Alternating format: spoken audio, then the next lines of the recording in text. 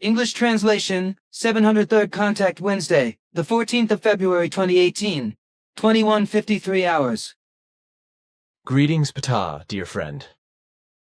Have been expecting you, for Enjana and Florena told me last night that you would come today.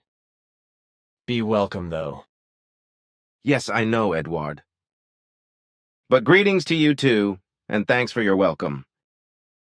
Florena and Enjana have sent me various things to read, which will now take some time if I am to answer them in some detail. I suppose it will, especially just this in relation to the 70th Contact Report, which still goes back to statements made by your daughter Simyase. Some people suspect errors in it, while others are probably trying to find errors and inconsistencies in it, which is why I thought some things should be cleared up by you. This is as it has always been, because there are also persons at work here who either suspect faults or have doubts about everything. But on the other hand, there are also always elements who suspect lies and deceit behind everything and think they are predestined to have to uncover fraud. But for this matter now arising, which has absolutely no errors because the information provided by my daughter Simyase is correct, I have decided, for once, it will not be another time, to provide some clarification. This is because, on the one hand, the questioners obviously do not think far enough when historical facts are told. That they usually come about with historical time interruptions and with factual shifts, as a result of which certain facts are omitted. Others are unclearly expressed or shifted. This was also the case with Simyase when she revealed to you some of our ancient Ptaah history, which I will now clarify in some detail. And to do this, you should open the corresponding 70th Conversation Report section in the computer, which Enjana and Florena also copied and handed over to me.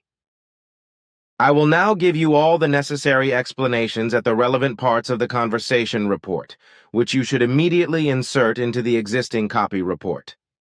On the other hand, it is also the case that know-it-alls and adversaries always work towards describing any ambiguities, which arise precisely through narrative facts, as lies and deception, because they are hopelessly trapped in their know-it-all and adversary stupidity as well as in their pathological antagonist delusion and are incapable of judgment. That is certainly as you say, and I do not think we need to say any more about that. But good. The computer is already switched on, and the corresponding excerpt of the conversation, wait, there it is. So you are good to go. You are only to write what I say and not ask any questions, because I only want to dictate and state what you are to insert in writing explaining at the appropriate places. I think it will be good if I write all that you explain in red. Note: in this printed block of Pleiadian contact reports, these explanations are highlighted by a well-distinguishable typeface and numbered separately. This will be good. Then it gives a good overview, and you can start here at sentence 89 and write the following. But while the vicious extermination battles were raging on all three homeworlds, a large group of dissident scientists came together under the leadership of a certain Peligon, who already had the status of a Jeshwish. This was the Titan Peligon the Imperious, who was a power leader of the Hamed dynasty, which ruled over all the Ptaah peoples of all the Ptaah planets until before the creation of peace some 52,000 years ago. Under his leadership, 70,000 human beings, including a great many scientists, gathered together, seized various spaceships, and fled from the Ptaah planets. According to the coordinates of ancient records, the refugees arrived in this space-time structure and the SOL system, and thus once again to Earth, where the Titans settled once more. According to earthly chronology, this was about 190,000 years ago, about 194,770 years. The unpeaceful warlike times triggered by Peligon the Commanding and continued by all his successors for some 39,000 years meant that peace and tranquility did not arrive until some 150,000 years ago.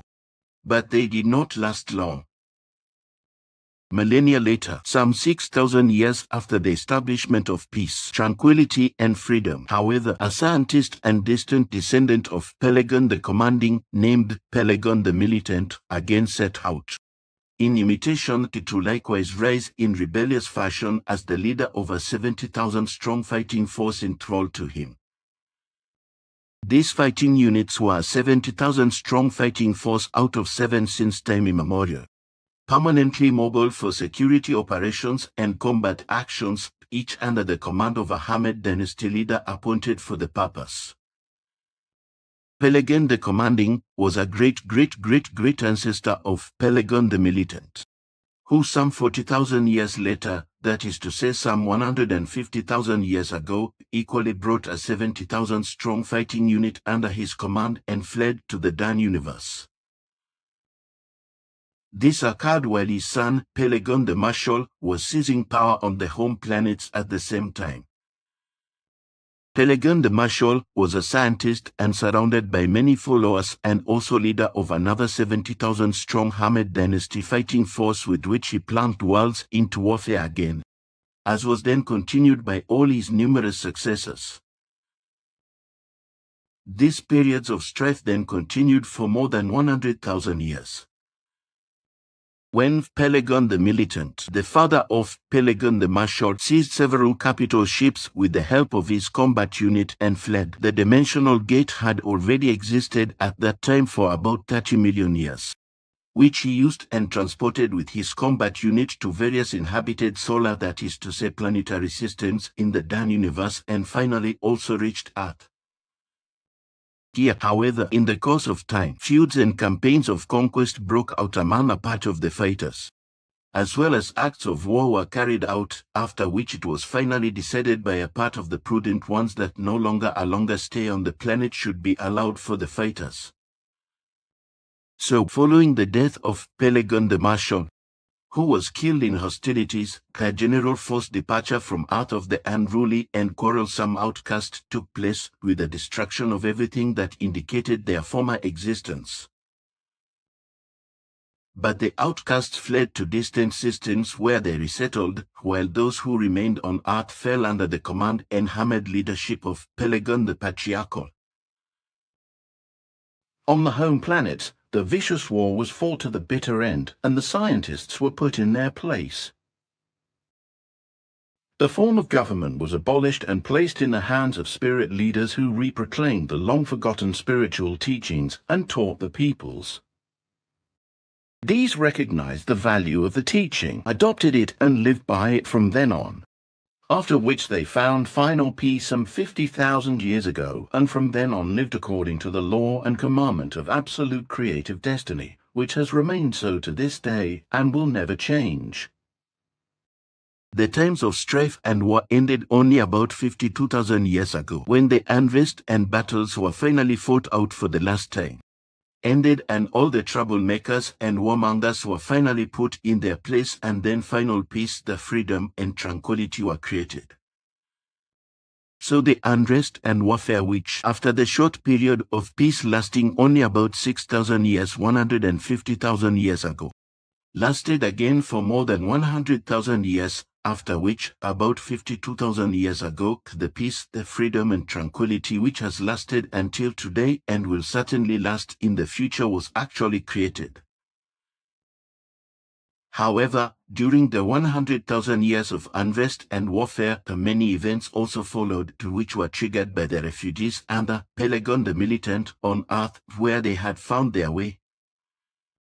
After the death of Pelagon the Militant, other Hamid leaders took over his legacy, after which the early refugees and their successors went in and out of Earth from 150,000 years ago until 52,000 years ago, and were also temporarily resident on Earth. In the course of the next 8,000 years, the Pleuran folks, as they were called from then on, developed to a very high spiritual and consciousness level, as a result of which they allied themselves with all kinds of foreign and own peoples in near and far systems and lived in harmony only of evolution. Thus they developed together into a great alliance, as a result of which they carried out new expeditions, and 51,951 years ago of the terrestrial calendar found a half-spirit world in the galaxy of Andromeda, which was inhabited by half-spirit beings, an already extremely highly developed life form, which existed and still exists only semi-materially, but therefore already half-spiritually. In best agreement with these life forms, all agreed that in future they should guide the destinies of their peoples and their great covenant with their gigantic knowledge and wisdom, which was joyfully welcomed by all peoples. Consequently, in agreement with the spirit guides, who were human life forms and spirit teachers, it was decided that all destinies should henceforth be directed by these half-spirit forms who had made themselves the best of friends. The form of guidance was to be that of a council from a higher spirit level, which is why this guidance and leadership was called High Council, which has remained so to this day and will never change.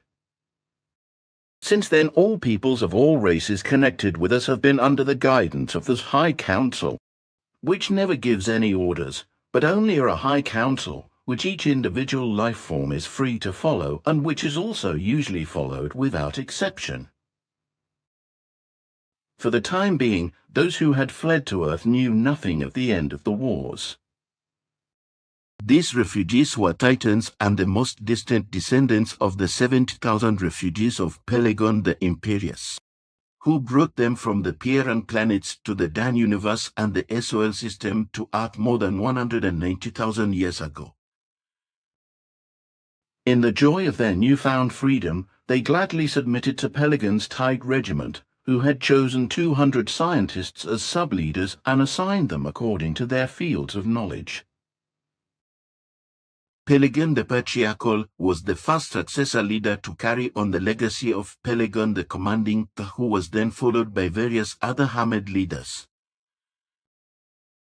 Under their leadership, large cities and other inhabited areas with a very high culture were created on Earth on all continents that had been formed only about 300 million years ago by continental drift. For about 10,000 years there was harmony and peace. But then a new Jeshush named Jesus arose who murdered Pelagon's successor and seized power over all the different peoples and races united at that time. After only 20 years, however, the people rose up against Jesus, and a terrible and worldwide war broke out again over the earth through the far travelers. Many hundreds of thousands fled into open space in ships large and small, and settled in another space-time structure near Beta Centaurus, which you know in your space-time structure as Barnard's star.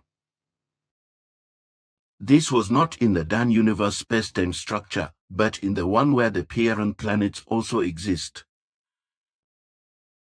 A few million human beings remained on Earth, where everything that had been built by the extraterrestrial human beings had been completely destroyed and totally eliminated. Those left behind, deprived of all technical and other cultural possibilities by the total destruction, gradually fell into an evil lethargy, withered away and became savage beings in an evil barbarism. All knowledge of their original origins and highly developed technology was lost, and their former high development of consciousness atrophied almost completely, with the result that in the course of time the 2.5 million feral titans largely exterminated themselves and became cannibals. For 700 years, Earth was simply avoided before the descendants of the fugitives set out again to repopulate the beautiful blue world. These new arrivals, or the distant descendants of those who had left the Earth earlier, were on the one hand not Titans, but human beings of smaller dimensions, but they too were not exactly of a peaceful nature, but nevertheless no longer as warlike as their ancestors. This was 133,000 Earth years ago, according to today's calendar. The leadership of the returners had a Ishish named Atlant, married to a Ishish named Cariatide. Under the leadership of the continent of Atlantis, which had been approached and used again and again for many millennia, was expanded and made habitable, while under the rule of his wife Caryatide Klein Atlantis found its existence. At the same time that through her cousin Muras the gigantic city of Mu was built, which, like Atlantis, also found its origin at very early times. The reason for building these cities at such a great distance was that the human beings had become wiser. Through all the wars, and hoped for peace in the great distances of the cities if all remained in their realms. So it also went well for many years, a whole 1,800 years to be exact. Then, however, a few scientists, inflamed by the desire for power, rose up again and tried to seize the reins. After the death of Atlant, his wife Caryatide and Muras, various other leaders took over. This time, however, they had not reckoned with the people's warm memory, which had been handed down through the ages. The laws only maintained by those who returned, but not by those who remained on Ptaah, who were deprived of all achievements and values by a complete destruction of all technical, cultural and other things, whereby they finally gradually withered away and became savage beings who fell into barbarism and eventually died out. Before the scientists could strike, the people rose up against them. Through helpers, the scientists who started the new uprising gained possession of starships and fled to the space-time displaced areas near Beta Centaurus. That was 115,000 Earth years ago. After 2,000 years, during which the malicious fugitives again created a high technology for themselves and begat many descendants, they returned to Earth filled with hatred. After they had increased their hatred against the extraterrestrial Earth inhabitants to an immeasurable extent and were only able to maintain order in their own ranks with terrible punishments. Incited by their inhuman hatred, they pushed up their age to more than 1,000 years through research and the knowledge they gained through it.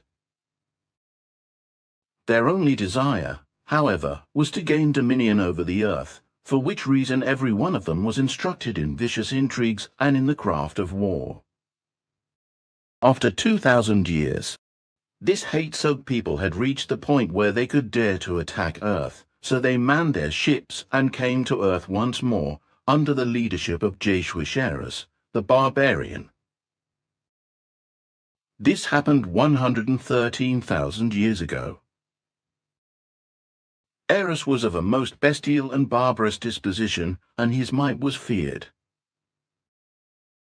Like Pelican thousands of years ago, Eris also had with him 200 scientists of high degrees, whom he made sub-leaders.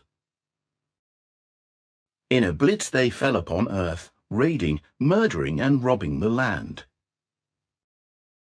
Mainly they conquered the vast land in the Nordic regions, where the climate was temperate and very good. These were the regions which have been handed down to you as Hyperborea, and which were very far north before an earth upheaval shifted the Earth's axis, so that the regions which you call Florida are there today. There from the North Eru's son Eru II set out and invaded those lands which you now call India, Pakistan, and Persia, etc., going back to the earliest times, where they met the earliest ancestors of the Sumerians. They, being peace-loving, fled and settled far to the south, a people of dark complexion, but in your terms not Negrid, but Europid and of great stature, sprung from a race of the former Syrian refugees, who also settled on Earth 133,000 years ago in the like of the Pleiari refugees. According to the naming of Eris too, today's India was then called Arya, which, however, after a few centuries seceded from Hyperborea, after 210 years to be exact, and allied itself with the inhabitants of Mu and Agartha, while Eris I from Hyperborea constantly harassed Mu and Greater Atlantis with evil acts of war in order to become their master. For about half a millennium, or more precisely for 502 years, these acts of war continued before Erisai, who had become old and weak in the meantime, succeeded in infiltrating evil elements of his hate-mongers into the leading ruling classes of Atlantis and Mu. Then, as well as their descendants, then secretly fomented violence and hatred for several centuries until Mu and Atlantis could be completely destroyed by boundless intrigues a few centuries later, while only a few survivors were beaten into servitude. Great scientists, on the other hand, knowing of things to come and aware of their powerlessness, set out in spaceships and fled to former homeworlds in the Pleiades systems, where they were warmly welcomed. Only small peoples remained on Earth, whose ancestors had long since mixed with early Earth humans who had emerged from Earth's development and created their own cultures.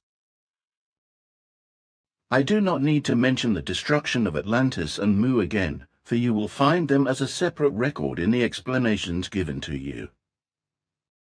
So it only remains for me to report that Eris 11, in his old days as a very distant descendant of Erisai, was assassinated by his third-born son, Jehavan, some millennia later and about a century millennium after the destruction of Mu and Atlantis, after which he took over the rule of the Hate people to rule them as well as 3 Earth folks and the Hyperboreans themselves.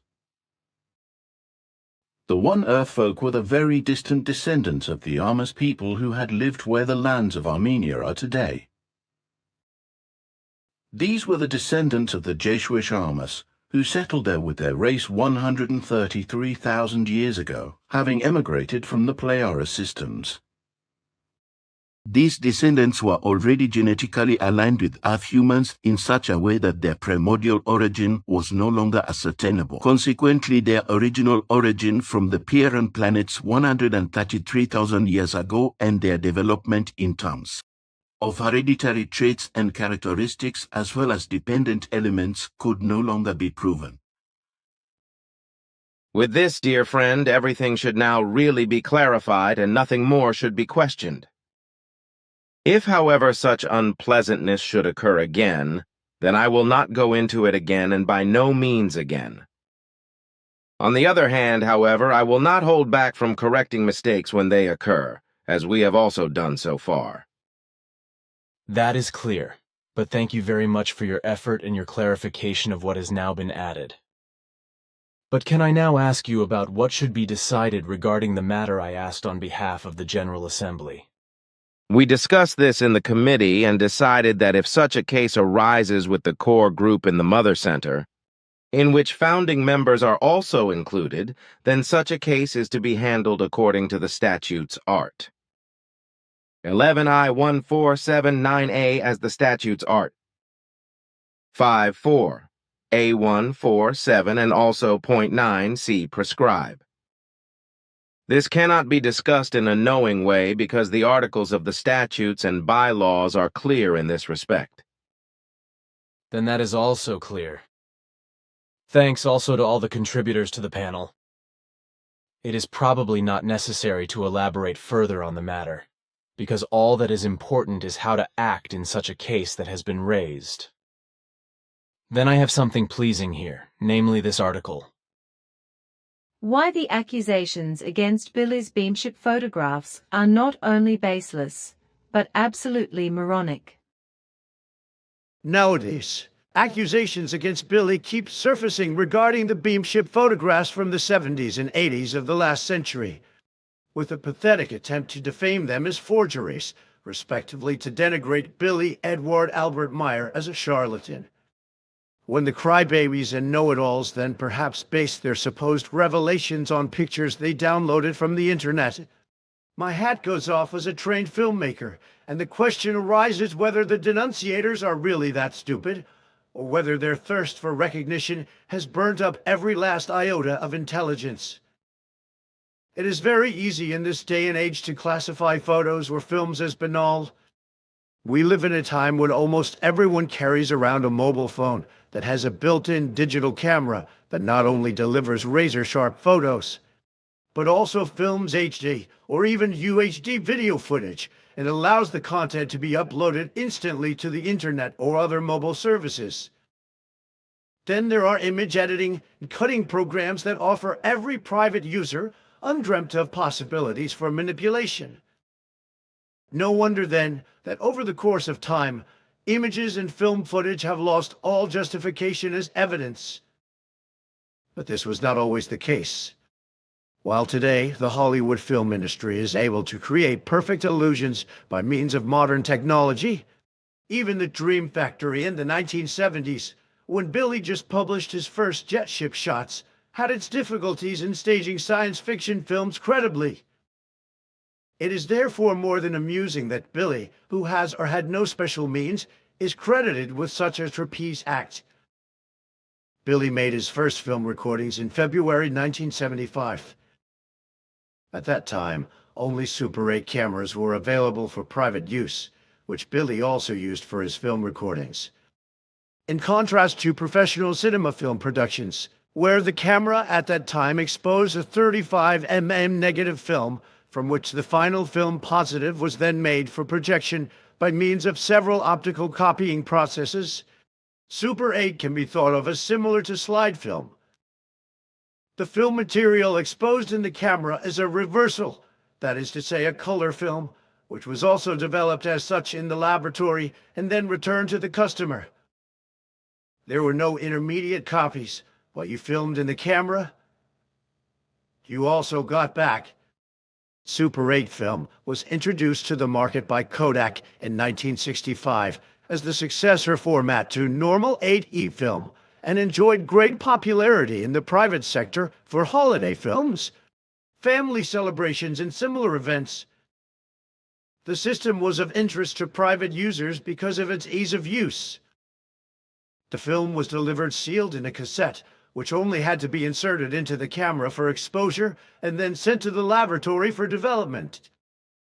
It was impossible to rewind an already exposed cassette in order to perform a double exposure or other optical tricks, as Billy Edouard Albert Meyer is accused of doing. It was similarly impossible for private individuals to produce credible photo fakes. In the 1970s and 1980s, analog photomontages could only be produced with equipment costing millions, and then with quality smears that would not have stood up to analysis. Today's popular Photoshop was not developed until 1988 by Thomas Knoll and his brother John, years after Billy took the last of his beam ships. If Billy had been able to produce such fakes, he would be a millionaire running a special effects company that would make giants like Industrial Light and Magic and Weta Digital look old. But nothing of the sort. Billy Edouard Albert Meyer lives a modest, secluded life on his estate in Hinterschmidruti and works persistently to spread the spiritual teachings, the teachings of life and truth, without making a big fuss about his personality. An image that does not at all correspond to the portrayal of his personality in the mainstream media. If they publish reports about Billy and his association Figu at all, because what cannot be, must not be. But what if everything Billy says is true? All religions, sectarians, politicians, lobbyists, industrialists, etc. would lose their might, and our society would come apart at the seams.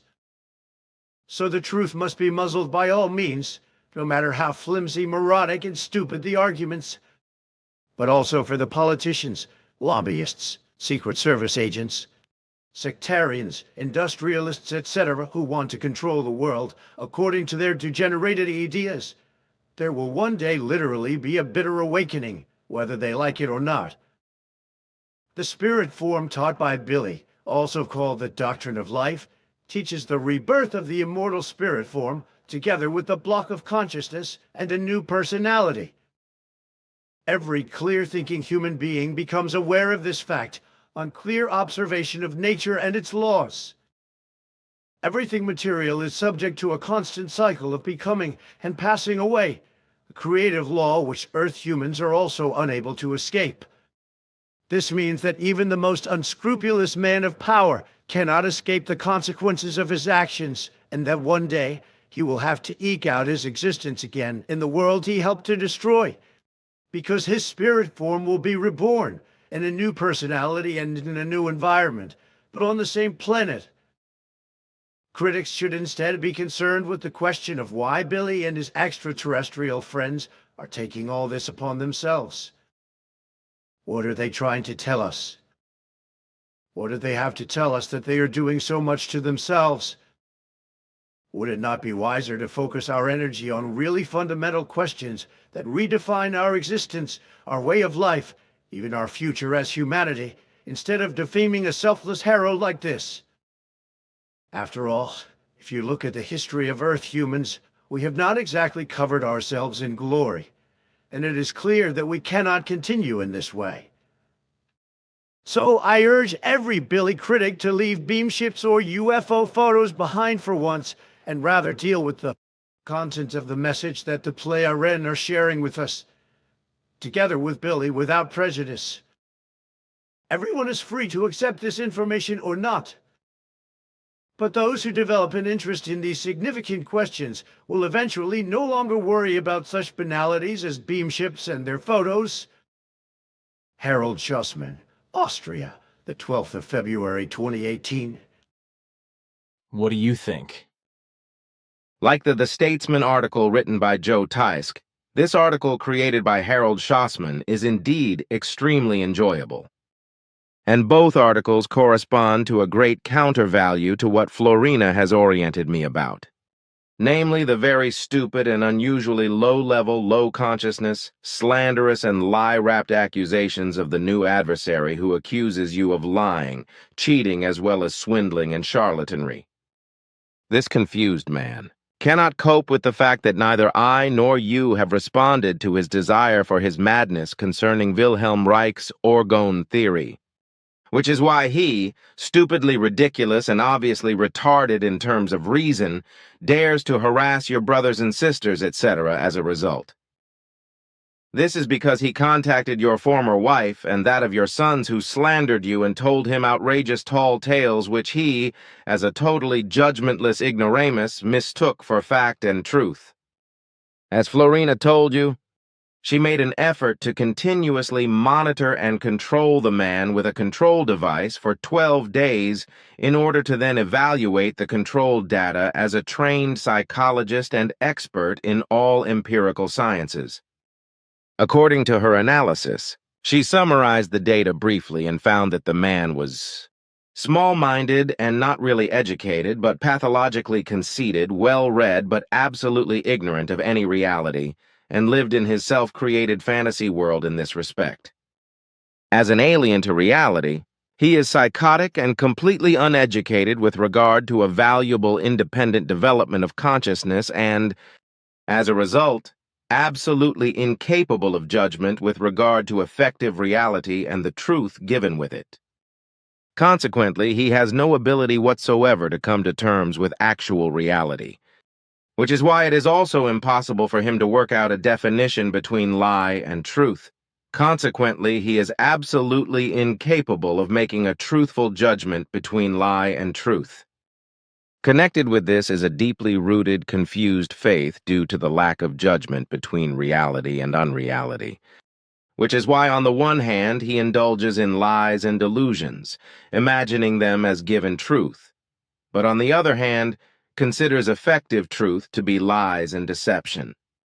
All this is connected with his pathological self-conceit, his egoism and his bossiness, whereby he tries to cover up these bad factors with his self-aggrandizement, as well as the fact that he fundamentally lacks any self-respect, which he tries to cover up with his conceit about himself and his own self-aggrandizement.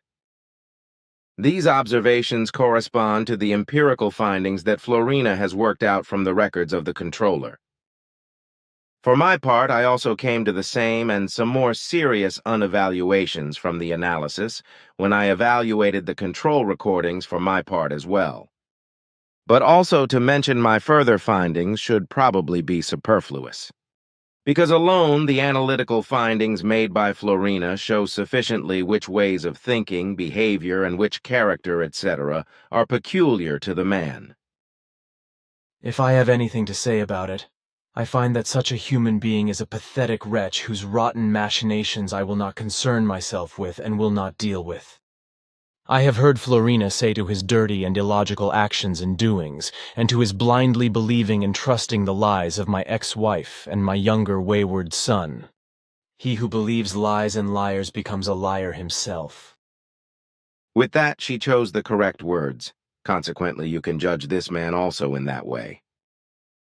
He will make a fool of himself and reveal himself as a liar if he spreads, as he intends to do, his lies and slanders on the internet, probably on Facebook. That will be so.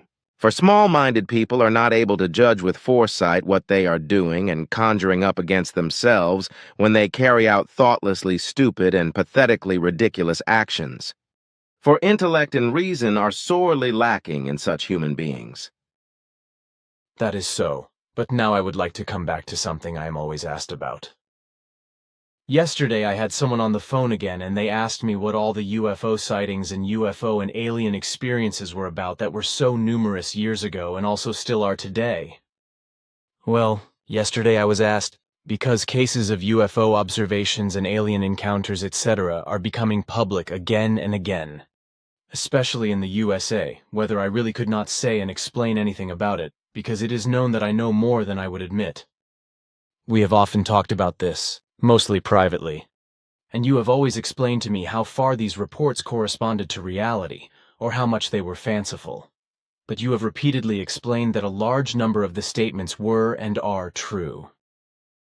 It is true that you have privately told me things that I have to keep to myself, which is why we only talk about them vaguely and knowingly in open conversations, and keep quiet about what really is.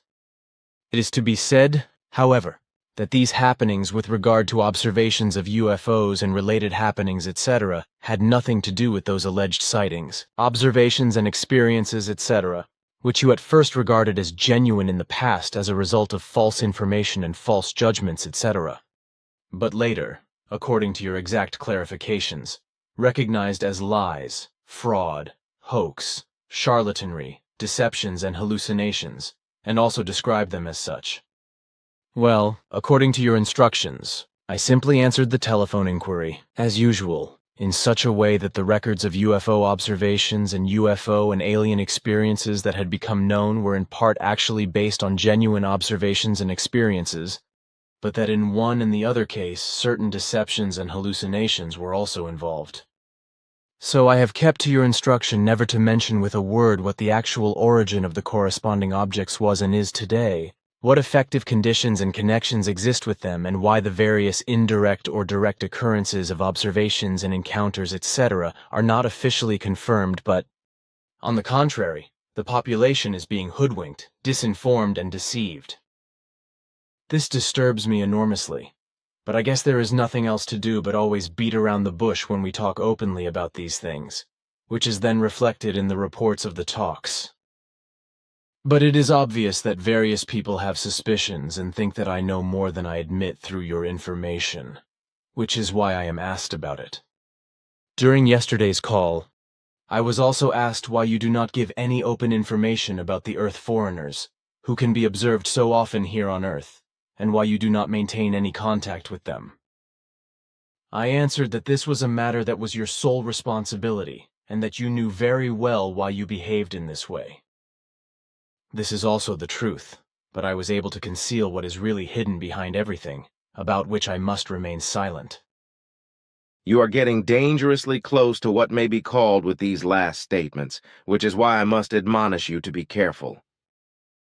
What you have said is very close to the limit of what you must remain silent about, which is why I can still allow what you have said to be official. But bear in mind that your silence must also continue to apply, for on the one hand, the time to clarify the whole matter is not yet given, and on the other hand, it is not part of your task to clarify the events and occurrences that are still considered mysterious to Earth humans. However, if you were to do so, then your life would also be in danger again, and moreover, unpleasantness and great misfortune would thereby arise for the whole world. I know that, and you know that I can keep silent, and I also do not make excuses. Now that I have said something that goes a little further than our usual statements on the matter, I think that this can be done. even if it is close to the limit of what is permissible. But I think that by saying something officially in this way, it will also go out into the world and be understood that I am not allowed to say anything more. And that the contact talk reports find their way out into the world once they are retrieved and written down by me and before they are even published in book form, that is an old fact. What you say is probably correct, but in principle we should not have discussed the whole thing even now.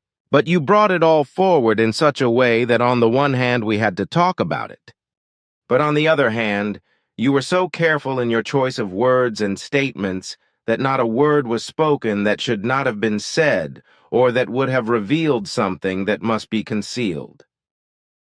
Exactly. But regarding basically, as you said, I wanted to inform you about this phone call and tell you that I sometimes have to ask myself how far an answer can actually go without revealing something that should not be revealed. This happens especially when I do not have the human being in front of me in person and cannot judge him or her correctly, like when I only hear the voice through the telephone. This is indeed difficult because hearing only the voice of human beings can be confusing. But nevertheless, I know that you are always careful enough even in this way, that you never explain too much and that you are always aware of your duty of confidentiality, just as you do when questioners are face to face with you. I have never noticed that you have ever explained more to an Earth human being than you were able to trust him with, and he was also able to process consciously. You have a good empathy in this respect, and besides, you are always aware of your duty of secrecy, which inhibits you from releasing information that you have to keep to yourself. You are right, and because I have already hammered the imposed secrecy into me by teaching your father Shvath, I am also not interested in appearing in public or dealing with journalists. Although I used to give information to some journalists and answered them up to a certain point when I realized that lies were not being fabricated from my explanations, I have also stopped doing so. I prefer to stay in the background and do my work in peace and silence. Besides, I must also say that I do not like a public hustle and bustle and being adored, because I cannot start anything at all with that, and besides, it would disturb me to do my work, which I like to do alone and in peace and silence. I know that, and that also rhymes with when Karina coined the phrase silent revolution of truth. Maybe you can compare it to that. But now I would like to talk a little bit in detail and openly about how basically the so-called holy books came into being with regard to Christianity and Islam. Because the truth is that neither Emmanuel alias Jesus nor Muhammad themselves made any written records of the teachings of the prophets. Only Emmanuel's disciple Judas Iscarioth, not Judas Iscarioth or Iscarioth, knew the scriptures, while all the other disciples, contrary to all the conventional lies and claims, were just as ignorant of the scriptures as the followers around Muhammad. The records of Judas Iscarioth, from which the book Talmud Emmanuel was made, were finally translated into German by those who knew the scriptures, after Isa Rashid had falsified everything according to his priesthood. The Christian New Testament, however, has no connection whatsoever with the actual records of Judas Iscarioth, for this corresponds to a work of lies whose origin lay long years after the time of Emmanuel and Judas Iscarioth in letters of the disciples, etc., which began to circulate and from which the so-called New Testament was also finally made. These disciples' letters, however, were not written by the disciples themselves, who knew how to write and write, but were written works of scribes, to whom various disciples, etc., dictated their statements according to the time of Emmanuel, which were interpreted by the scribblers according to their own discretion and sense, and were formulated and written accordingly. In the process, fanciful or misinterpreting things and events were added that lacked any truth content. This also happened with the Hebrews and their descendants, when the first Torah and then the second Torah were written, from which the Christian Bible ultimately emerged. These holy works were also not written according to the real truth, but according to ancient stories, fables and legends, etc., which, as with all peoples of the earth, were based on assumptions. Beliefs, hallucinations, fantasies, delusions, fairy tales, hopes, dreams, and wishes which were nurtured by human beings over decades and centuries or even millennia. And just as the Torah, the Bible and the New Testament came about, so it was also with the Quran, which was never written after the teachings of Muhammad, but very long after his death by human beings who had neither seen the Prophet himself, nor heard his teachings, nor known him themselves. Also with Muhammad, it was in truth the case that no written records of his life and teachings were made during his lifetime, but such records only came into being long decades after his death. With tremendous mendacious claims, tall tales, and false doctrines being set up which in no way corresponded to the truth regarding the reality of Muhammad's teachings and life.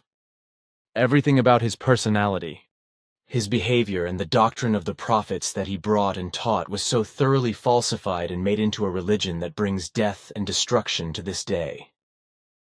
The entire life story concerning Muhammad and his work has been so maliciously falsified that hardly a word corresponds to the effective reality. Muhammad neither taught nor waged wars, and those that were carried out in his name were against his will, and the work of war-obsessed delusional believers who, on the one hand, misunderstood the teachings, reinterpreted them themselves, and thus falsified them. On the other hand, they used their doctrine distorting and doctrine ballooning for them useful, doctrine twisting and doctrine manipulating, deliberately fallish interpretations to further their warmongering, and to be able to attribute the whole thing to the teaching and meaning of Muhammad. So they used their doctrine-distorting interpretations for their warmongering favors and advantages, completely contrary to the teachings of Muhammad, who taught neither hatred, capital punishment and child marriage, nor Sharia and such nonsense hostilities to life and inhumanities. Lying and deceitful, as it has always been since time immemorial, and the whole thing has been preserved up to the present day, it was also easy for all those who invented his life story and devalued, disfigured, distorted, and twisted it in such a way in relation to Muhammad to falsify everything in a slanderous way, that only a short time later it was no longer possible to verify anything, and today it is no longer possible at all. Because the effective truth about the person of Muhammad, his way of life, his teachings, and his behavior in terms of morals, ethics, and customs, as well as his worldly conduct, can no longer be verified today.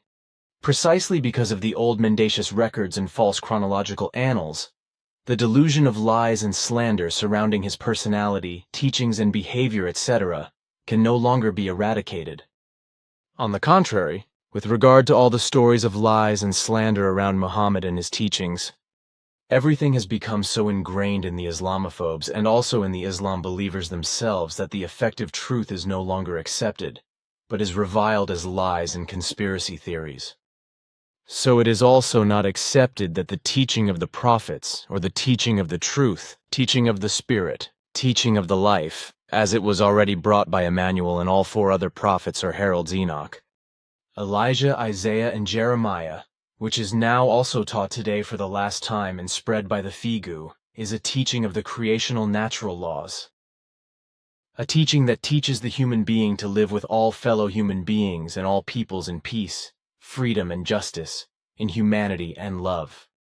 And this ancient teaching, whose origins can be traced back to Nocedemion, the universal herald who existed 9 billion years ago, also teaches that self-knowledge, consciousness self-development, good self-esteem, empathy, and healthy self-respect, etc., are of the greatest importance for the individual human being, as well as connectedness with the existence of the entire environment. The fact is, however, that with regard to Muhammad and his teachings of the prophets, unfortunately, all evil was included in the once created falsifications by delusionists, those who were greedy for power, murder and war and other delusional elements, starting with murder and manslaughter, human trafficking, child abuse, war, exploitation, torture, and capital punishment, up to and including many other evils and human degradations. And out of this came religious wars and conquests in the name of faith and the ruler of heaven, etc. Child abuse was also commonplace long before the time of Muhammad the Annunciator, as was also the case with the ancient Hebrews, about which, however, silence is deliberately kept.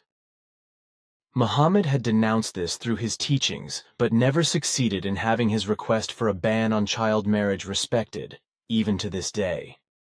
On the contrary, this part of his teaching was also falsified and denied ad infinitum, and it was even maliciously imputed to him that he himself had at least entered into a child marriage, which was later allegedly confirmed by his wife in this regard, but which was never actually the case. In truth, this child marriage lie was already rampant very early on in the first slanderous oral, and then also in the first written traditions, which then also found its way into the invented and falsified life story of the prophet or annunciation, and has been preserved up to the present day. But as far as the acts of war and the great bloodshed are concerned, which resulted from the falsifications of the teachings of the prophets, everything happened in the same way in the Christian world, because also in Christianity the teachings of the prophets, or the teachings of truth, teachings of the Spirit, teachings of life, which Emmanuel brought, had led to catastrophes through lies, deceit, and falsifications. So everything happened in the same way also in the Christian world, which led enormous war campaigns, which were even driven from Europe to Jerusalem, unleashed the Inquisition, and brought unspeakable suffering and misery, as well as immense hardship and innumerable deaths upon the human beings. But the whole life story of Muhammad and the teachings of the prophets he brought were thoroughly distorted beyond recognition, and turned into a false doctrine for hatred, war, death, subjugation, ruin, and destruction. Muhammad and Emmanuel, however, were in reality humble human beings of love, peace, freedom, justice, equality, and humanity, as were also the other earlier and predetermined prophets Enoch, Elijah, Isaiah, Jeremiah from the same prophetic line before them. And, as I said, the old four prophets were predestined from time immemorial, as were Emmanuel and Muhammad, because they were prophets born of earth mothers from the nations and therefore not sons of God, not chosen by a god and not servants of God or such nonsense as was attributed to them in the course of time by crazy and delusional people. Enoch, Eliah, Isaiah, Jeremiah, Emmanuel, and Muhammad were predetermined prophets or heralds of the doctrine of the prophets, or the doctrine of truth, doctrine of the Spirit, doctrine of life, which was created ages ago by the ever-first prophet or herald Nocodemian according to the creational natural laws, and carried on in his spiritual lineage reincarnating over all times. But in addition to the prophets or heralds of the Nocodemian lineage, wise human beings, female and male, also always arise in all peoples, who acquire much creational natural knowledge by their own efforts and instruct the peoples, guide them, and teach them the true ways of creational natural conduct of life. What you explain also corresponds to our records of the last millennia regarding the vast earthly history of mankind, prophets, and religions. In addition, I can mention that, of all the earth humans who have brought and spread a doctrine or false doctrine in earlier or more recent times, quite confused religions and sects have arisen, some of which still exist today. Without exception, completely false life stories were deliberately invented for those who brought the teachings. The prophets, heralds, sages, and knowers, as well as confused, changed, and dangerous new teachings and false doctrines that had little or no connection with the original teachings and false doctrines. Consequently, since the thousands of years during which we have been observing the earth and earth humans and registering all that is necessary and important, there is no religion and no sect that is still formed in the way it was brought according to the original teachings or false doctrines. Also, every life story and teaching of every prophet, herald, knower, or sage has been so maliciously and wantonly falsified after their death by chroniclers, etc., who know how to write, and by delusionists, that only extremely little or nothing at all of every life story of a prophet, sage, philosopher, and other great thinkers and their teachings now corresponds to what the earlier life story or teaching corresponded to. But this is not surprising. For in the earlier days, when the art of writing was reserved for the higher classes, records of events, chronicles, etc., were not checked by higher authorities for their correctness. This was still the case until more than 1,500 years ago, when Earth humans who knew how to write were still a rarity, and could only be found among rulers and in higher educated circles of various kinds, while the common peoples themselves had no or only extremely rare opportunities to learn the art of reading and writing. And even after this, when 1,500 years ago the development brought about that Earth humans, also from among the peoples, became interested in writing, the great masses of peoples, which also included the craftsmen and those fighting in the armies, etc., remained ignorant of writing for a long time, for they remained generally illiterate and were not seldom even hostile to the art of writing. Today's earthly chroniclers and scholars of historical norms do not want to accept all these facts as truth, but they vehemently deny them and believe in the completely false oral and written traditions that have run through the entire earthly history of mankind since time immemorial. Subsequently, all those who doubt false chronistic and other records and traditions or can even prove their falsity and truthfulness, which were already thoroughly falsified at the time of the events and happenings with regard to their written records by the scribes' own interpretations, are insulted as liars, know-it-alls, troublemakers, and malicious conspiracy theorists. And such false and falsified chronicles, traditions, and records have existed since time immemorial and thus go back to far before antiquity, although such also occur after the 14th Christian calculated century and even reach into the present time and will also continue to appear. Often such chronistic records and traditions also involved quite deliberate lies and information fraud, as is still the case today and will probably remain so. You experience this yourself through all the lies and slander that are spread about you. Your mission and contacts with us play yarn in newspapers, on television, radio, in journals, and at specially organized hearings and lectures. And the fact is that these lies and calumnies have already found their way into many works of writing, books, and even encyclopedias, and will be preserved until the distant future. Consequently, it is also a chronistic form in this respect, which is based on deliberate lies and deceit, whereby the people of Earth will be misled far into the future. That was still partly the case in the century before last, and also in Europe. Even when Europeans and many people from other countries all over the world immigrated to the American continent, there were still countless people who could neither read nor write. Even today, there are still many people all over the world, also in all European countries and thus also in Switzerland, who can neither read nor write. And it is indeed the case that learning to read and write is becoming increasingly precarious for many young people and adults today, as a result of which many can no longer read a book, a journal, or newspapers, but can only spell each word with great difficulty. But actually, I wanted to address what Enjana photographed and beamed to you regarding prophethood, prophets, heralds, and sages, because you asked me the other day if I could write something about it. I think what you wrote is good. When I asked you about this, I had the idea that a small brochure could be created from it, and that it should be given to all those who are interested and also to the participants at the passive General Assembly without payment, in order to provide clarification, because far too much is misunderstood about this by the people on Earth. In my opinion, it would be necessary for a frank word in this respect to provide the Earth humans with a little more understanding also with regard to your person, and to make it clear to them what they really need to understand with regard to you. You can also insert the article at our present conversation. We can do that, of course, and I will insert my article right here at our conversation. Interpretation of the terms prophets. Prophesize, prophethood, divination, heralds and wise men, intuition, fortune-telling, clairvoyance, and effectively true prediction through real vision, real future vision, or probability calculation.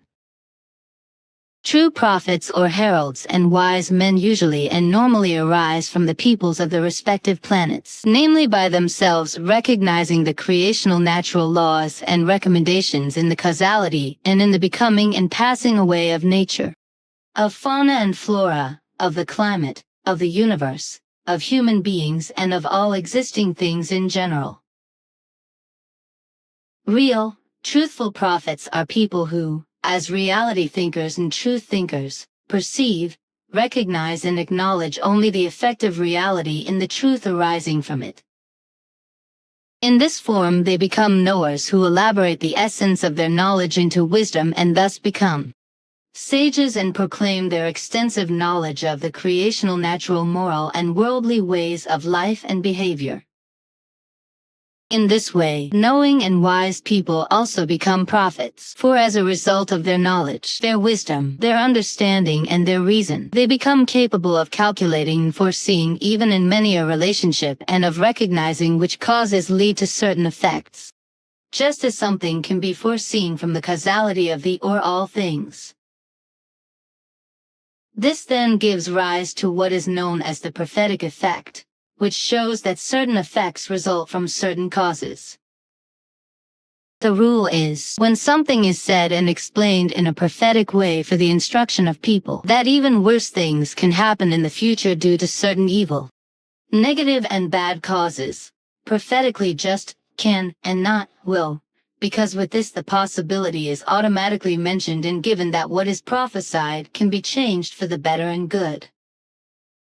And the fact that, as a rule, only negative things, events and effects are announced and explained through prophecies has the purpose that people should learn to progressively improve the negative causes through progressive and better, good and positive ways of thinking, acting, deeds and behavior, in order to avoid the prophesied negative effects and, on the contrary, to bring about something better, good, positive and valuable. Prophecy has absolutely nothing to do with the unnatural or supernatural and in no way with fortune-telling. For fortune-telling, which brings together numerous practices and methods, is supposedly intended, which is of course nonsense, to predict future events, happenings and situations, etc., but also to predict happenings in the future. But also events, occurrences, incidents, happenings, encounters, episodes, phenomena and peculiarities etc. from the present or the past, which are beyond the knowledge of those who ask fortune-tellers about them and commission them to ascertain everything fortune-tellingly. Divination, if it is to be described, falls into the subject areas of cultural history as well as religious studies or ethnology. In literature, the term mantic ancient Greek, mu alpha nu tau eta kappa eta tau chi nu eta equals mantic techni, is used for divination, meaning the art of interpreting the future. Divination, Latin, divinatio, is also commonly used for divination, which actually means investigation of the divine will. However, divination is not only understood as revealing the future, but also as any form of interpretation in relation to signs of alleged gods. Fortune-telling and clairvoyance are absolutely nonsensical and have nothing to do with prophecy or effective prediction, for a truthful prediction is fulfilled with 100% certainty, but only comes about through a vision of the future according to a high percentage probability calculation or through a real vision or technically founded time travel into the future. Fortune-telling and clairvoyance have nothing to do with anything other than a nonsense practice and charlatanry. Even if, to the contrary, esotericism and parapsychology claim that both come about through precognition, Latin, before knowledge, whereby future events can supposedly be predicted in this way. Since the 18th century, however, this fact has no longer been open to scientific discussion. Fortune-telling has nothing to do with prognostication, which is created solely by recognizing and understanding normal causal connections that are fundamentally comprehensible to any person with understanding and reason. This is in contrast to fortune-telling, which claims to possess a knowledge of occult connections hidden from the uninformed, which enables the fortune-teller to see into the future, present or past, which of course corresponds to an absolutely imbecilic and fraudulent claim. Certain fortune-tellers claim in the same nonsensical framework that they have immediate intuitive access to knowledge about the past, present and future, just as they have a second sight or precognition. Others, on the other hand, are faking that they can interpret signs that are symbols of the future, whereby this interpretation of signs usually has two different types. One in the form in which the fortune teller interprets events or circumstances, etc., that cannot be influenced by him or her as signs that the future is coming.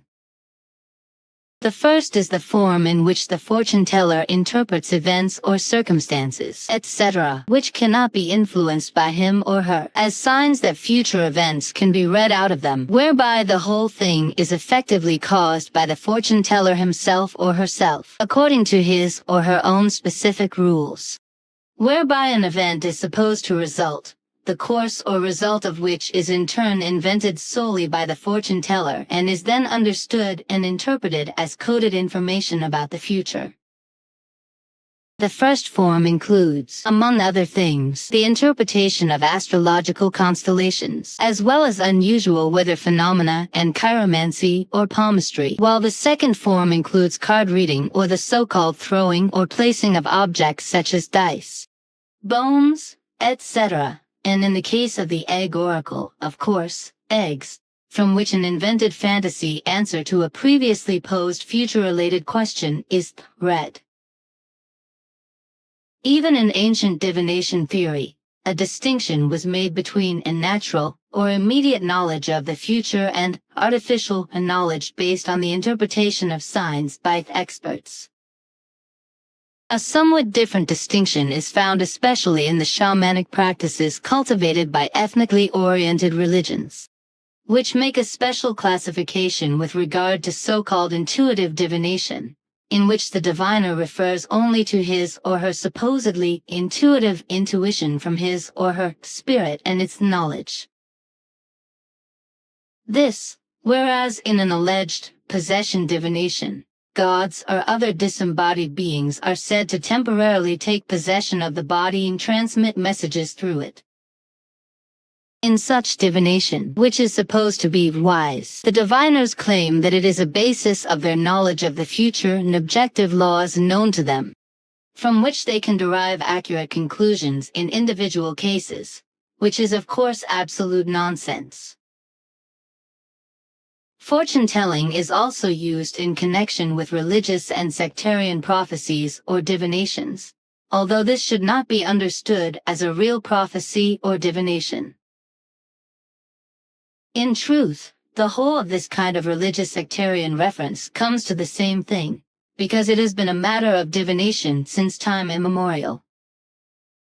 This is precisely because the early prophecies and divinations allegedly brought by prophets and heralds were not revealed and brought by effectively real and true prophets and heralds, but by soothsayers. These alleged and effectively false prophecies, or divinations, were slanderously put into the mouths of the real and true prophets and heralds. Consequently, all the lies have been handed down religiously and sectarianly throughout the ages until today as naked lies. These are future-related false and lie-laden assertions for which a direct, divine inspiration has been claimed by their obedient and unsophisticated believers since the existence of the religions and sects and is still believed by today's believers. The former true prophets and prophetesses listed by the religions and sects are, on the one hand, being falsely traded and misused as God's messengers, and on the other hand, they are being attributed with ancient prophecies of various kinds which they never revealed. And if true prophetic or prophesying unveilings have been handed down, they have usually been so misleadingly falsified that the actual meaning of the revelation can hardly or no longer be defined. On the other hand, a prophet and herald, also of a female nature, was and still is understood and worshipped as a commissioned herald of a divine plan and will by the obedient, thoughtless blind believers who are incapable of making their own decisions. It should also be explained that prophecies or divinations by true prophets are directed towards the fate of a nation or the fate of several nations or even the fate of the whole of humanity. Any divination, on the other hand, usually concerns the alleged destinies of individuals and loves, etc., as well as families or smaller groups, whereby a prophecy or divination can be absolutely separated from any divination very clearly and precisely, which, however, is only possible for a knowing and realistic person, but not for religionists, sectarians, biased researchers, psychologists, and others who are incapable of judgment with regard to logic, even if they call themselves scientists. Fortune-telling and clairvoyance cannot be scientifically proven to this day, as even the advanced Pleiadian sciences make it clear that it is not a real human ability and possibility. Consequently, a human being cannot divinely perceive and predict the present, future or past event, occurrence, circumstance or situation, etc., or divinely or clairvoyantly state any facts concerning the present or the past.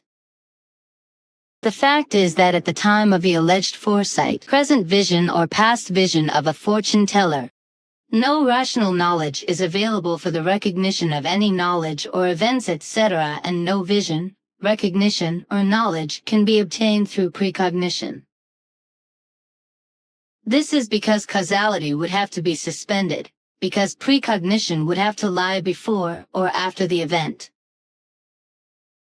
Causality, Latin causa, cause, represents the basic relationship to the becoming of the effect, Latin modum, in that it concerns and describes the sequence of interrelated events and states. Accordingly, the original state or the original event or an effective cause is important and responsible for the becoming of an effect, because the effect is invariably brought about by a certain cause. Fortune-telling and clairvoyance have nothing to do with prophecy, nor with intuition, which is fundamentally inherent in every rational human being. Intuition is also called immediate hunch and intuition, whereby it is not based on reflective thinking and reasoned cognition. That is to say, not on an immediate, non-discursive and non-reflective cognition and comprehension of a fact or a complicated process, but on an intuition or a hunching comprehension.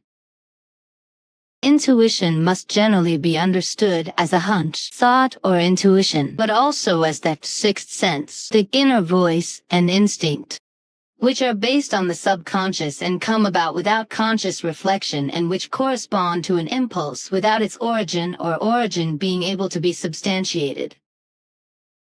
Consequently, humans are unable to rationally explain intuitive gut feelings, flashes of thought, or intuitive ideas, although intuition itself can be simple, clear, and to the point, not convoluted, not mysterious, and not long-winded. Intuition also has nothing to do with a magical sense or feeling and is not a paranormal but a completely natural process and is also not the opposite of rationality. Basically, intuition is also not a random process, but rather a process that is governed by fate, and it is also not based on assumptions.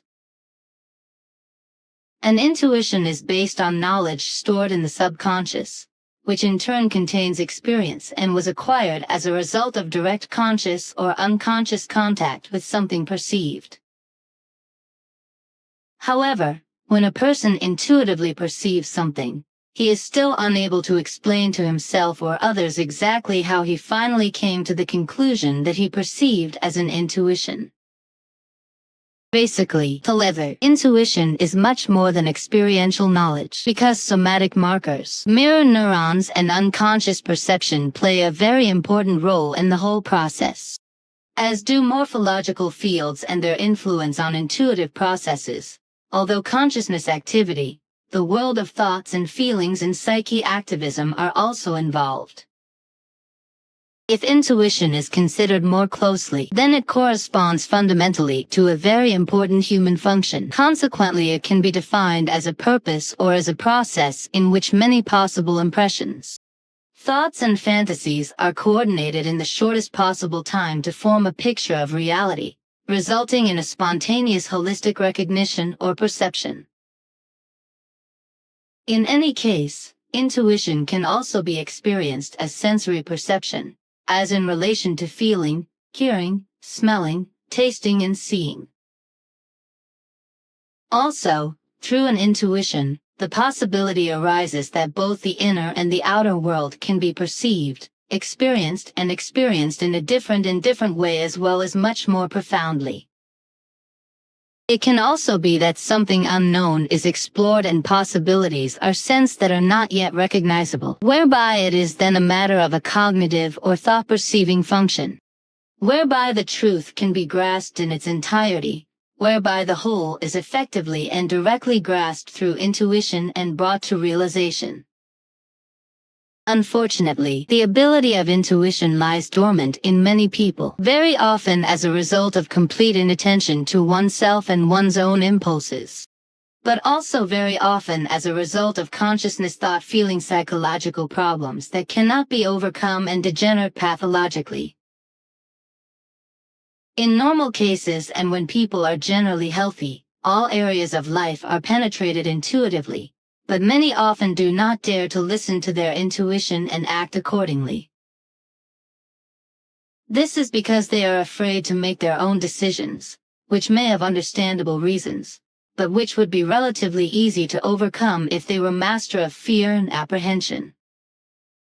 The consequences of this negative behavior lead to a wrong attitude in the relationship of trying to shift personal decisions to the outside and to fellow human beings.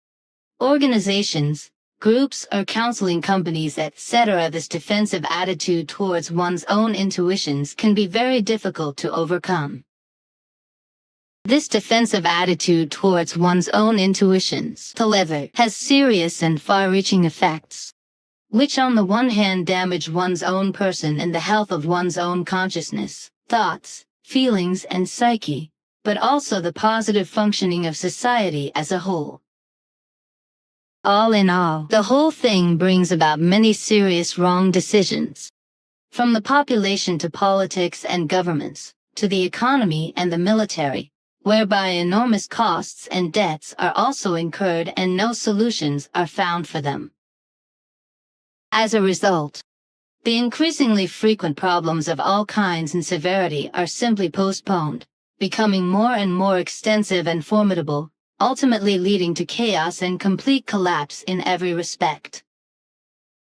For every human being, intuition is fundamentally important for his or her creativity, whereby many facets come into play which are of enormous importance for progress in every relationship, especially with regard to the personal development of consciousness, personality, character, psyche, nous, morality and behavior, as well as with regard to material things and new inventions, etc. In particular, it is important that intuition be perceived first and foremost as such, and that each factor be analyzed carefully by reason and intellect in order to distinguish fantasies from desires, as well as biases and emotions, etc., and to separate them from each other and judge them individually according to their effective value.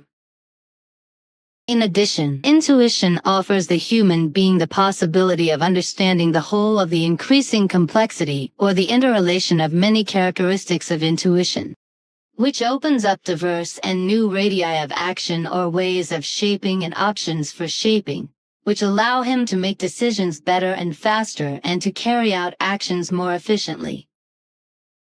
Therefore, as far as the most important aspects of intuition can be explained in relation to prophecy and prophecies, which have nothing to do with religious and sectarian beliefs or other nonsense, it follows that the religious sectarian claim that prophecy is a gift of God, or a work of the Holy Spirit, etc. is not only false, but also erroneous and confused, corresponding to nothing other than religious sectarian delusions.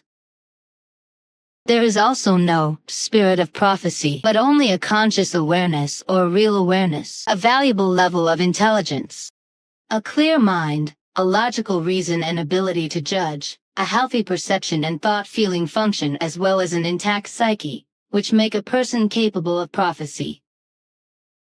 In principle, every human being, if he consciously endeavors to expand his development of consciousness accordingly and necessarily evolutionarily, can of his own ability perceive, recognize and evaluate the creator natural laws and recommendations in free nature, in the existence of the entire environment and in life, in order to process them into knowledge and wisdom and then to submit and teach the knowledge gained and its essence. The wisdom, in a teaching doctrinal manner and thus in a revelatory manner to fellow human beings. What man must do for this is merely to train his consciousness, his intellect and his reason, his logic, his sense of reality and truth and perception, as well as the gift of combination and the ability to calculate probability, in order to be able to determine what results from existing causes as effects, as this is determined by the creational natural law of causality. Causality, Latin causa, cause, as already explained, is the relationship between cause and effect, that is, the sequence of interrelated events and states that take place between a cause up to the effect. The effect being the achieved result of all applications and actions, etc., that take place between the cause up to the occurrence of the effect. The terms prophet and prophecy come from the Greek prophetes and prophetia, respectively, where prophet means intercessor, messenger, forerunner, or speaking forth and prophesying. The earlier origin comes from the Hebrew vanaba. Prophesying and prophesying basically mean the same thing and mean that a prophetic human being, man or woman, has worked out the knowledge of the causal law in relation to the creational natural laws and recommendations through his or her own knowledge.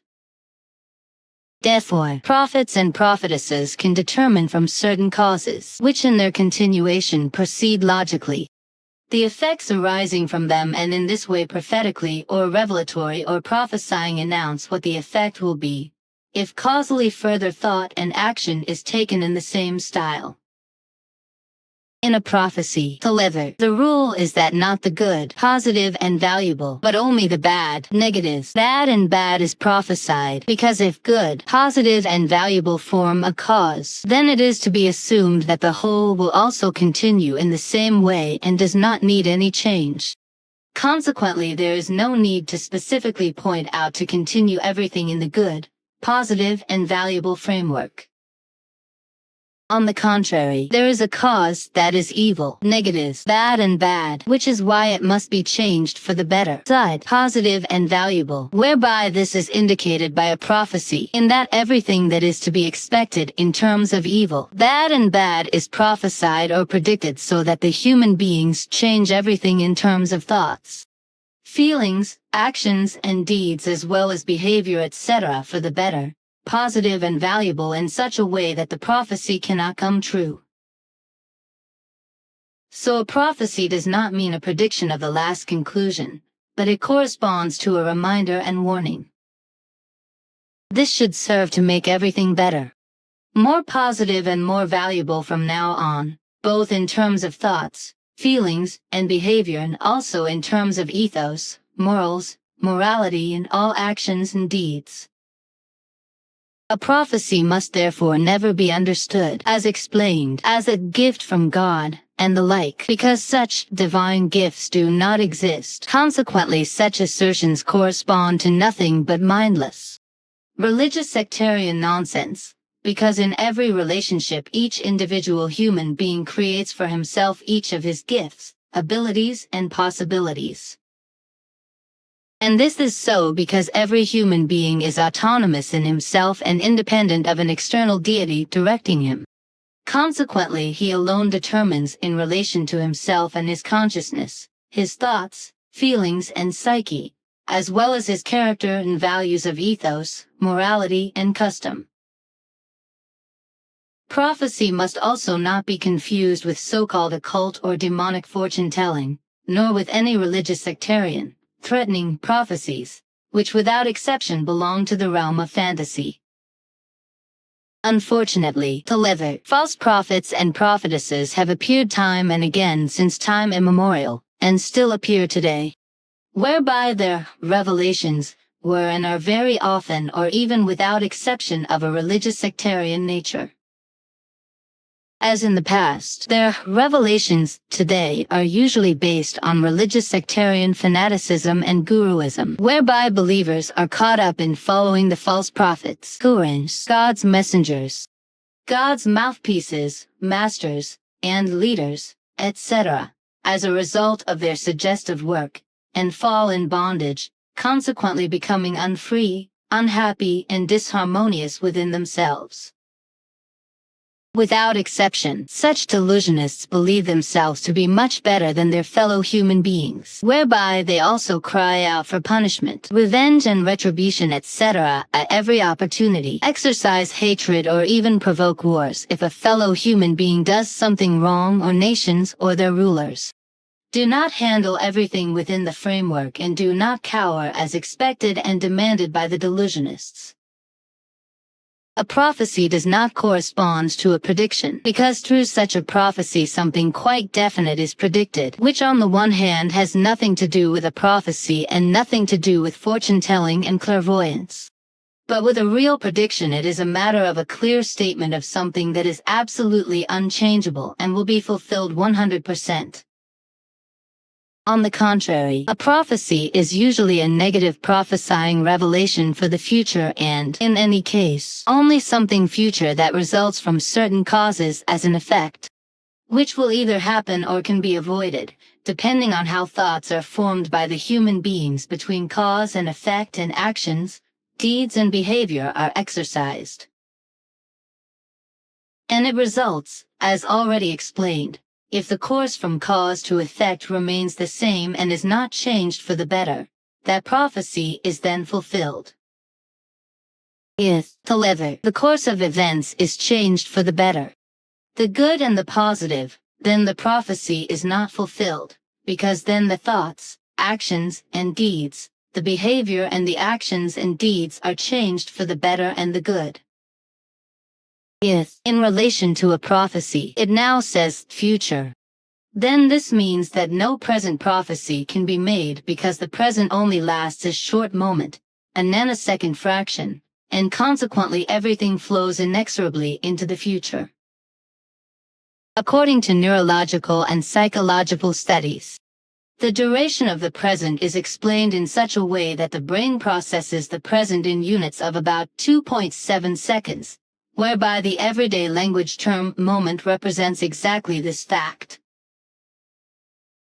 Furthermore, studies suggest that 3-second units are also important in poetry and music, for example when it comes to recognizing rhyme and rhythm. Any word that is revealed at the moment or in the future is only present at the moment it is uttered, and then immediately fades into the past. The Greek word for revelation is apocalypsis, and has nothing whatsoever to do with the end-time apocalypse, as is erroneously taught by religious sectarians. A prophet who reveals to human beings something negative that may happen in the future is fundamentally a herald, whose heralding refers to individuals, but also to groups, a people, or the whole of human beings, by which the human beings are to be encouraged to eliminate or positively correct the negative causes that have been pointed out. This is so that the threatening evil or negative and bad things from a bad cause cannot come about and thus cannot have an effect. A prophecy never means to receive prophetic impressions from a god, angel, or saint, etc., and to pass them on, because assertions of this kind are based on religious sectarian false teachings. Prophetic impressions, which are peculiar to prophets and prophetesses, are based on consciousness, thought, feeling, psychemically acquired knowledge, as well as on the wisdom emerging from it as an essence. These values arise from perception, knowledge, and from the understanding and implementation of what has been learned, which as a rule is recognizable in its entirety as creational natural laws and recommendations in free nature. Prophets and prophetesses are fundamentally, as already explained, also heralds and sages who should not simply be understood as prophets or prophetesses, but rather as heralds and sages who are fundamentally teachers and should be called as such. They are considered prophetic or prophets or prophetesses only within the framework of this, if they reveal future prophecies according to their knowledge and wisdom, which in any case are always founded in causes and in foreseeable effects. If the evil, negative, and bad causes continue within the same framework and are not changed for the better, good, correct, and valuable. Female and male prophethood is fundamentally exercised by completely normal human beings who, as heralds, wise men and teachers, come among the human beings and teach them, proclaiming and spreading their acquired manifold knowledge and wisdom concerning the creational natural laws and recommendations and their natural modes of action. In doing so, they make sure that they use contemporary parables adapted to the understanding and reason of human beings in order to be able to explain everything to them in such a plausible way that it can be grasped, processed mentally and emotionally, and understood or comprehended. This means that prophets, heralds, wise men and teachers must be logic-minded, realistically thinking and intelligence-strengthened seekers of reality and truth, who throughout their lives, on their own initiative, perceive, recognize and learn, process and develop into effective knowledge everything that is required to learn in the general existence of the environment, in nature and in life itself. This is in order to work out and attain extensive knowledge and its essence or wisdom in order to be able to teach fellow human beings in an effectively righteous and valuable way. True prophets, who never misteach religious and sectarian nonsense, but are solely connected to reality and its truth, therefore always stand out from the peoples of the respective world, whereby they are completely normal human beings by birth, but absolutely work out all their knowledge and wisdom and love etc. through their own conscious and responsible efforts. Thus, as a rule, with extremely rare exceptions, they are not instructed or taught from birth by human beings of other star and planetary systems, but solely by themselves. In the case of the seventh line of earthly prophets from the Nocademian line, however, history leads back to a human being of extraterrestrial origin, namely to the universal prophet or universal annunciator Nocademian, who had created relations with Earth and consequently also came here and exercised his prophethood. In this sequence, his spirit form reincarnated 7 times in different personalities who appeared in his spirit form lineage as Nocademian successor prophets or successor heralds. See the book, Nocademian, by Bernadette Brand. Vassar Manzite Verlag, Figu. Now, however, one more defining word is to be said with regard to wisdom, in order to make it comprehensible. Effective wisdom is a universal human ability that is timeless and based on effective knowledge. It is characterized by an unusually deep insight and knowledge of the structure of existence, of nature, of fauna and flora, of life, of society, as well as by a special knowledge of life experience, general psychological understanding and especially of the creational natural laws and recommendations. For a truly wise human being, the high values of existence and life are of very special value, above all the creational natural laws and recommendations as well as all virtues, especially morality, ethics, morals, and natural humanity. Thus, a human being to whom wisdom is inherent has subordinated himself to an outstanding ethical moral customary basic attitude, like all the associated ways of acting and behaving. In addition, real wisdom in human beings testifies to an extraordinary flexibility and independence of consciousness, thought, feeling, psyche, as a result of which he is able to systematically think through all things, to gain and grasp wise insights and decisions, and to make corresponding judgments. Consequently, a human being capable of wisdom can form wise words, give wise advice and behave wisely. A truly wise human being also thinks and acts more logically than is the case with a so-called ordinary mortal without a good general education, who thinks things through less thoroughly and less profoundly, precisely because the necessary facts do not occur to him as a result of his lack of education. If the wisdom of a human being is considered more closely and in comprehensive appreciation of all circumstances, then it can be seen that there is also a creative causal foresight which sometimes only proves to be correct and true utterances, counsels and reflections at intervals of time or space. Similarly, this is true for some actions and deeds that are correct but only prove to be correct in the future. Correspondingly, correctness also applies to words that a human being capable of wisdom does not utter after careful consideration, or to actions or deeds that he does not do because he knows very well that every spoken word, every action or deed would be too much and completely wrongly appropriate.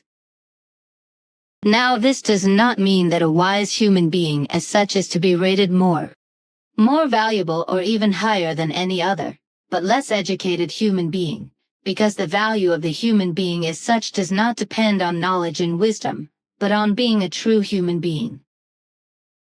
And every human being can be a true human being if he endeavors to lead and live his life rightly according to the creational natural laws and recommendations in accordance with morals, ethics and customs, as well as all good and just behavior with regard to himself, his fellow human beings and the existence of the entire environment.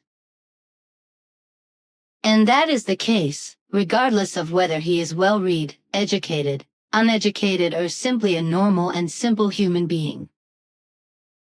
It is also a fact that every human being who leads his life in a just and righteous manner in such a way, as has just been explained, has a certain amount of knowledge and wisdom and can derive benefit from it for himself and his fellow human beings. Simyase Silver Star Center, February 11, 2018, 030 HRS. Billy. Interpretation of ethics and ethos. Ethics and ethos correspond to two different forms. Namely, ethics refers to all external human moral values of behavior that ensure that human beings can exist with each other and together. These ethics also exist in the wild among fauna and flora, and these forms of ethics are then called symbiosis and pair bonding. Ethos, in contrast to ethics, does not correspond to external behavioral values, but to the inner basic behavior of human beings with regard to their morals and customs, from which their personal sense of order, their rules of conduct, and their actions and deeds also emerge. Simyase, Silver Star Center, the 27th of February, 2018, 10:05 hours, Billy. Of course, since we are speaking of it, your valuable work belongs in our official conversation, as it is also to be printed as a pamphlet and brought among the Earth humans. But there is one thing that never ceases to amaze me, how you manage to do all your work besides what you also write for us. The work related to spiritual teachings that you have produced for us, and from which we extracted your last written notes from your computer 2 days ago, so far comprises 618 A4 pages, as you call them. Also, the nearly 8,000 pages of the same kind that you have previously written for us during the years since 1977, with valuable teachings and lessons, are equivalent to an achievement that It's good. It is just that I am committed to my mission, and therefore I am doing my work, which I also enjoy, so I can also relax and recharge my batteries. Therefore, I do not see it as something special, and thus I see everything in a different way than those human beings who are too lazy to work, who shirk it or do everything joylessly and with reluctance when they have to do a craft and produce a certain amount of work. what you say? I have observed very often in Earth humans, and I can only say that I cannot find such an attitude and way of acting respectful. You are not alone in this, for many other hard-working human beings besides myself also think in the same way. Unfortunately, however, it is the case that such work-shy elements in their stupidity are not ashamed of their behavior and, as day thieves, laugh at their fellow working people and their achievements, and do not notice that they are actually outcasts from society, and are not accorded any respect. But now I have another question regarding next autumn, since new elections are coming up again in our country. But I would like to discuss this off the record because... Of course, because those of us... Then that's clear too, though I'll give it more thought because another idea might come up. But I'll let you know if it does. Our advice does not have to be the be-all and end-all. Let's see what's going on in my head for the next while. But apart from what we are discussing now, there is the following. According to the instruction you gave me more than 20 years ago, it was also again last year in a private way. I am not to get involved in any more interviews with journalists. On the one hand, I did this after your declaration 2 decades ago, and also after your renewed request last year, and I have therefore kept to it. I also have no intention of answering journalists' questions again. In all this, however, a question has arisen for me, namely why you actually approached me with this instruction, because I had already decided, also out of my own interest, not to give journalists any more information in future. I know that you made your own decision in this regard decades ago and no longer got involved with journalists. But I still instructed you 23 years ago not to give any more information to journalists, but only to those whom you yourself consider to have absolute integrity. That was a recommendation that we had discussed and made in our committee. The reason for this was that we had investigated the general behavior of earthly journalists of both sexes, with regard to a true and faithful reproduction of statements made to them as well as of effective facts, and had found that, as a rule, no honest and truthful reporting takes place. The majority of earthly journalists, that was and is our finding, is, if I will call it in your way of enumerating various terms of our findings, dishonest, lying and self-centered, following good and valuable information given to them, and valuable information given to them arrogantly, maliciously, and brazenly, as well as impertinently in callousness, ruthlessness, and shamelessness, as well as insolence, impudence, and unscrupulousness. The truthful reporting of events that effectively occur and the passing on of information that is made known to them is dishonorably and unjustifiably disparaged, doubted, slandered as falsification and lies, and questioned as truth for the sake of self-aggrandizement in order to elevate oneself to the heights of journalistic greatness.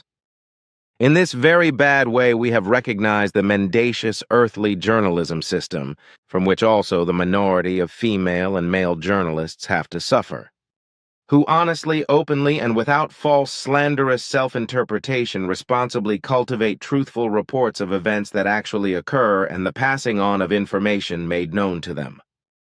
And what is further to be said is that, especially since last year, which is why I have again asked you not to get involved in any interviews, etc., efforts have again been made and will also continue to be made to contact you for information regarding our connection and also about our flying apparatus, etc. These are not only journalists, but also those who belong to so-called UFO research groups, who want to carry out new studies in your and our cause, which should not be the case, and therefore you should not extend a hand to them. Since you wrote to public media all over the world in the 1940s and spread warnings about future events, which led to the first steps of the worldwide controversy that is still going on after more than 70 years, the whole thing should not start all over again. For this reason, you are to continue to keep a low profile, not only against journalism, but also with regard to all people who inquire of you in the interest of UFO research groups, military and government agencies, etc. That is clear. And so I now also know the background to why you gave me instructions not to get further involved in concerns of speaking and answering. It is sometimes good to ask questions again, because then certain facts come to light that were not really relevant before, but become important over time. And what you have now explained was actually all I wanted to know. For my part, however, I now have something we need to discuss briefly, after which I must turn back to pressing duties and leave. Of course, go ahead.